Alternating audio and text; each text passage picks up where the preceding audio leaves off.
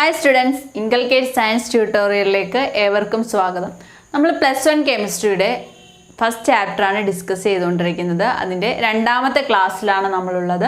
കഴിഞ്ഞ ദിവസം നമ്മൾ കെമിസ്ട്രിയുടെ കുറച്ച് ബേസിക് കാര്യങ്ങളൊക്കെ കണ്ടു. അപ്പോൾ നമുക്ക് ഇനി +1ലൊക്കെ ആയി കഴിയുമ്പോൾ നിങ്ങൾ ഇതുവരെ നിന്ന് വ്യത്യസ്തമായി കൂടുതൽ സയൻസ് പ്രാക്ടിക്കൽസ് ഒക്കെ ചെയ്യേണ്ടി വരും. അപ്പോൾ നമുക്ക് ലബോറട്ടറിയിൽ ഒരുപാട് മെഷർമെന്റും കാൽക്കുലേഷൻസ് ഒക്കെ നടത്തേണ്ടതുണ്ട്. അതിനൊക്കെ കൂടെ ബേസ് ആയിട്ടുള്ള ഒരു ചാപ്റ്റർ ആണിത്. പിന്നെ നിങ്ങളുടെ എക്സാമിനും എൻട്രൻസ് എക്സാമിനും ഒക്കെ ചോദിക്കുന്ന കുറച്ച് പ്രധാനപ്പെട്ട കാര്യങ്ങൾ, സയൻറ്റിഫിക് നൊട്ടേഷൻസും സിഗ്നിഫിക്കൻറ്റ് ഫിഗേഴ്സ് എന്താണ്, അങ്ങനെ ബേസിക് യൂണിറ്റുകൾ, system international unit, SI unit എന്താണ്, അങ്ങനെയുള്ള കാര്യങ്ങളാണ് നമ്മൾ ഇന്നിവിടെ ഡിസ്കസ് ചെയ്യാൻ പോകുന്നത്. അപ്പോൾ ആ ഒരു അർത്ഥത്തിൽ തന്നെ നിങ്ങൾ ക്ലാസ്സിനെ കാണുക. നമ്മുടെ പ്രാക്ടിക്കലിനും തിയറിക്കും ഒരുപോലെ ആവശ്യമുള്ളതും ഫിസിക്സ് കെമിസ്ട്രി വിഷയങ്ങൾക്ക് ഒരുപോലെ ആവശ്യമുള്ളതാണ്. നിങ്ങൾ ഫിസിക്സിലും ഇതേ ടോപ്പിക്ക് തന്നെ നിങ്ങൾക്ക് പഠിക്കേണ്ടതുണ്ട്. അപ്പോൾ ആദ്യമായിട്ട് നിങ്ങളോടൊരു കാര്യം ചോദിക്കട്ടെ, എന്താണ് മാസ് ആൻഡ് വെയിറ്റ്? മാസും വെയിറ്റും ഒന്നാണോ? പലരും മാസ് വെയിറ്റ് എന്ന് ഒരേപോലെയൊക്കെ ഉപയോഗിക്കും. മാസ് എന്ന് പറയേണ്ടടുത്ത് വെയിറ്റ് എന്ന് പറയും. വെയിറ്റും മാസൊക്കെ നമ്മൾ ഒരുപോലെയൊക്കെ തന്നെ ഉപയോഗിക്കാറുണ്ട്. എന്താണ് മാസും വെയിറ്റും തമ്മിൽ എന്തെങ്കിലും വ്യത്യാസമുണ്ടോ? ഉണ്ടല്ലേ. മാസും വെയിറ്റും തമ്മിൽ ഒരുപാട് വ്യത്യാസമുണ്ട്. മാസ് എന്ന് പറഞ്ഞാൽ ഒരു സബ്സ്റ്റൻസിൽ അടങ്ങിയിരിക്കുന്ന എമൗണ്ട് ഓഫ് മാറ്റർ ആണ്. ഒരു മാറ്ററിൻ്റെ എമൗണ്ട് ആണ്, സബ്സ്റ്റൻസിലെ മാറ്ററിൻ്റെ എമൗണ്ട് ആണ് മാസ് എന്ന് പറയുന്നത്. Mass of A substance is the amount of matter present in that substance.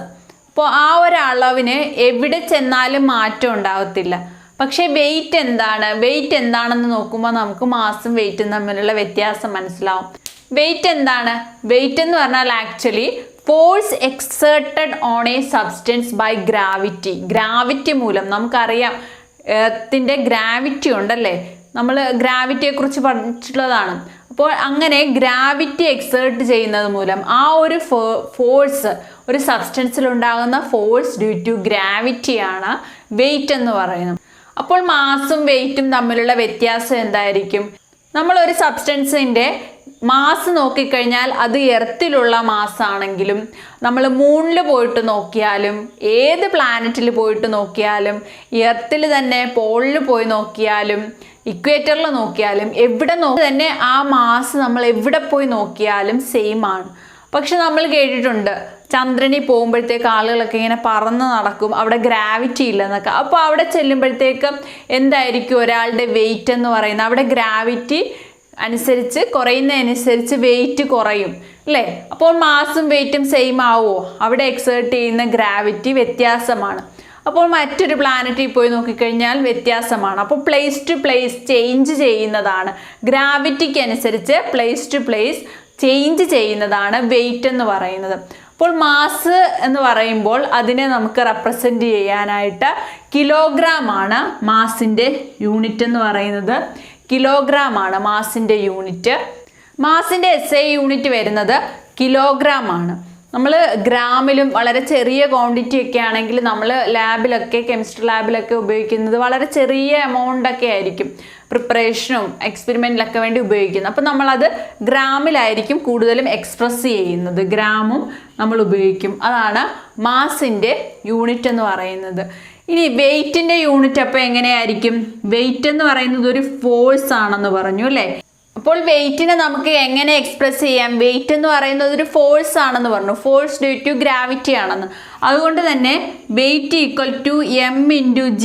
Mass, നമുക്ക് എത്ര മാസാണോ അതിൻ്റെ കൂടെ ഇൻഫ്ലുവൻസ് ഓഫ് ഗ്രാവിറ്റി. അപ്പോൾ ഗ്രാവിറ്റി എത്രയാണെന്ന് നമുക്ക് എല്ലാവർക്കും അറിയാം. എത്രയാണ് ഗ്രാവിറ്റി? ഗ്രാവിറ്റി 9.8 ആണ് അല്ലേ? Acceleration due to gravity g എന്ന് പറയുന്നത് 9.8 ആണ്.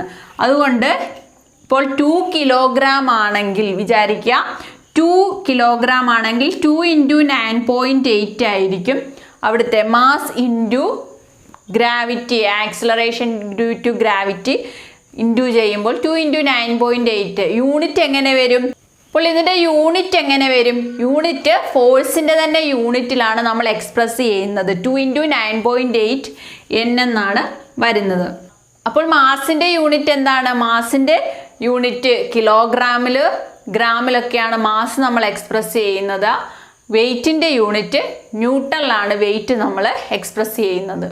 ഇപ്പം നമ്മൾ പറഞ്ഞു നമുക്കിനി പ്രാക്ടിക്കൽസിനൊക്കെ വേണ്ടിയിട്ട് ലാബിൽ പോകേണ്ടി വരുമെന്നല്ലേ. അപ്പം നമ്മൾ കെമിസ്ട്രി ലാബിലൊക്കെ ഇരിക്കുന്ന കണ്ടിട്ടുണ്ടാവും. ഒരു മാസ് നോക്കാനായി അവിടെ ഉപയോഗിക്കുന്നത് ഒരു അനലിറ്റിക്കൽ ബാലൻസ് ആണ്. നമ്മൾ സ്വർണ്ണക്കടയിലൊക്കെ പോകുമ്പോൾ കണ്ടിട്ടില്ലേ ബാലൻസ്. അപ്പോൾ അതുപോലെയൊക്കെ ഒരു ഗ്ലാസിൻ്റെ അകത്ത് വെച്ചിട്ടുള്ള ചെറിയ മെഷർമെൻറ്റ് വരെ എടുക്കാനായി, മാസ് വരെ അളന്നെടുക്കാനായിട്ട് ഉപയോഗിക്കുന്ന അനലിറ്റിക്കൽ ബാലൻസ് ആണ്. കൂടുതൽ ആക്യുറസിക്ക് വേണ്ടിയിട്ടാണ് നമ്മളത് ഉപയോഗിക്കുന്നത്. അത് അടച്ചു വെക്കുന്നത് ഒരു ചെറിയൊരു വേരിയേഷൻ പോലും മാസിലുണ്ടാവാതെ, എയർ കൊണ്ടൊന്നുമുള്ള ചെറിയ വേരിയേഷൻ പോലും ഉണ്ടാകാതെ വളരെ ശ്രദ്ധയോടുകൂടി ആക്യുറസിക്ക് വേണ്ടി ചെയ്യുന്നതാണ്. ഇനി നമുക്ക് അടുത്തതായി കാണാനുള്ളത് വോളിയം ഓഫ് എ സബ്സ്റ്റൻസ് ആണ്. എന്താണ് ഒരു സബ്സ്റ്റൻസിൻ്റെ വോളിയം എന്ന് പറഞ്ഞാൽ?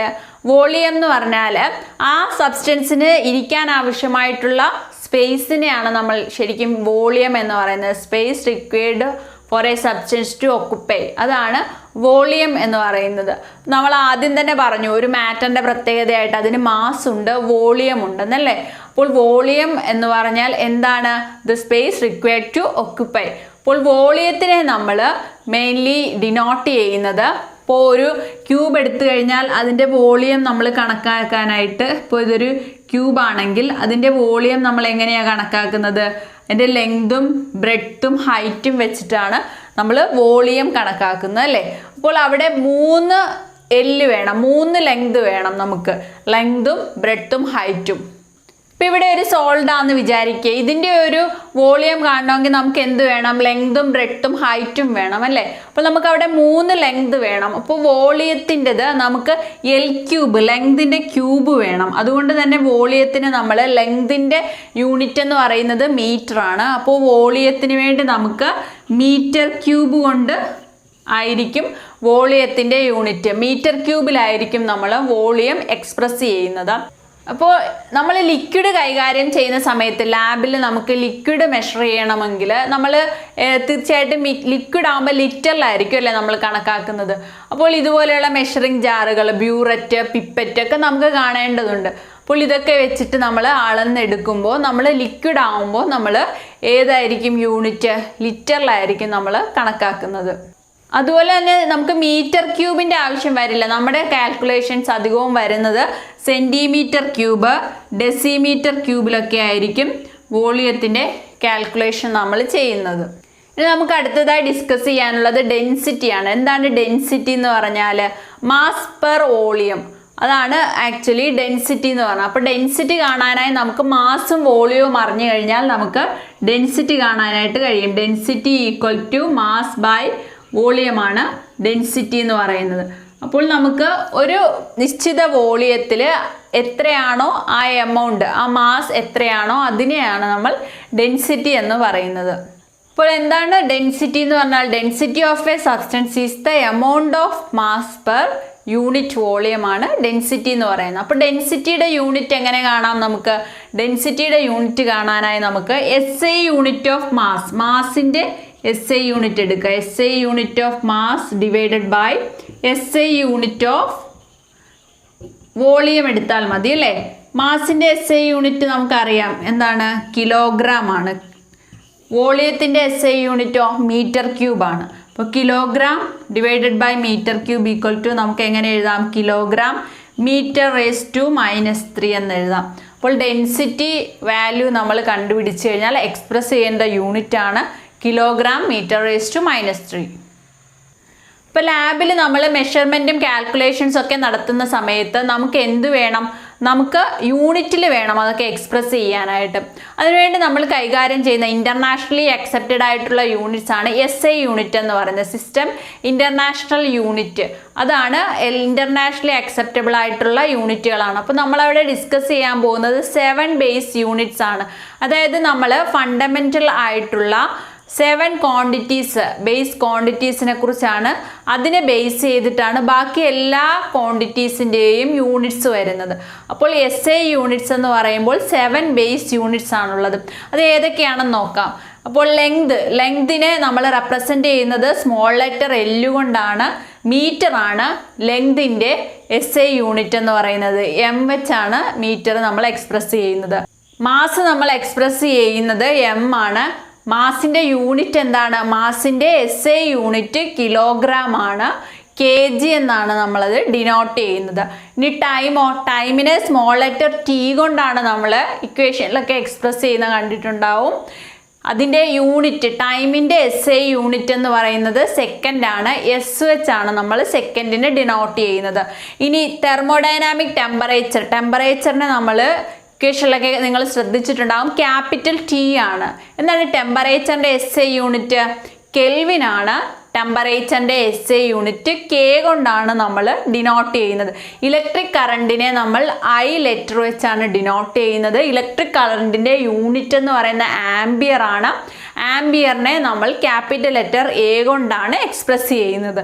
Next amount of substance express ചെയ്യാനുള്ളത് നമ്മൾ പഠിച്ച ആറ്റംസ് മോളിക്യൂൾസ് ഒക്കെ പറയുമ്പോൾ നമ്മൾ മോളിലാണ് പറയുന്നത് അല്ലേ. മോളിനെ എമൗണ്ട് ഓഫ് സബ്സ്റ്റൻസ് N എന്ന സ്മോൾ ലെറ്റർ N കൊണ്ടാണ് ഡിനോട്ട് ചെയ്യുന്നത്. മോളിനെ നമ്മൾ MOLE മോൾ എന്നാണ് എക്സ്പ്രസ് ചെയ്യുന്നത്. അടുത്തതായി ലുമിനസ് ഇൻറ്റൻസിറ്റി, അതും ഒരു ബേസ് ക്വാണ്ടിറ്റിയാണ്, ബേസ് ഫിസിക്കൽ ക്വാണ്ടിറ്റിയാണ്. ക്യാൻഡിലയാണ് യൂണിറ്റ്. CD കൊണ്ടാണ് നമ്മൾ ഡിനോട്ട് ചെയ്യുന്നത്, സ്മോൾ ലെറ്റർ CD. അപ്പോൾ ഇതിൽ നിന്നാണ് ബാക്കി നമ്മൾ കൈകാര്യം ചെയ്യുന്ന സ്പീഡാണെങ്കിലും വോളിയം ഡെൻസിറ്റി ഒക്കെ ഡിറൈവ് ചെയ്ത് വന്നിരിക്കുന്നത്. ഇതുകൊണ്ടാണ് നമുക്കറിയാം. ഫോർ എക്സാമ്പിൾ ഇപ്പോൾ സ്പീഡ് എന്ന് പറഞ്ഞാൽ എന്താണ്? ഡിസ്റ്റൻസ് ബൈ ടൈം ആണല്ലേ. അപ്പോൾ നമുക്ക് എക്സ്പ്രസ് ചെയ്യാനായി ഡിസ്റ്റൻസ് ലെങ്തിൻ്റെ L, മീറ്റർ, ടൈം എന്താണ് S. അപ്പോൾ നമുക്ക് സ്പീഡിൻ്റെ SI യൂണിറ്റ് ആയിട്ട് നമുക്ക് മീറ്റർ പെർ സെക്കൻഡ് എന്ന് എക്സ്പ്രസ് ചെയ്യാമല്ലോ. അപ്പോൾ ഇന്ന് നമ്മൾ വളരെ കുറച്ച് കാര്യം മാത്രം, നമുക്ക് മുൻപ് പരിചയമുള്ള വളരെ കുറച്ച് കാര്യങ്ങൾ മാത്രമേ ഡിസ്കസ് ചെയ്തുള്ളൂ.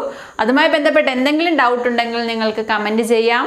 ഇനിയും സബ്സ്ക്രൈബ് ചെയ്തിട്ടില്ലാത്ത കൂട്ടുകാർ സബ്സ്ക്രൈബ് ചെയ്യുക. നിങ്ങളുടെ കൂടുതൽ കൂട്ടുകാരിലേക്ക് ക്ലാസ്സുകൾ ഷെയർ ചെയ്ത് കൊടുക്കുക.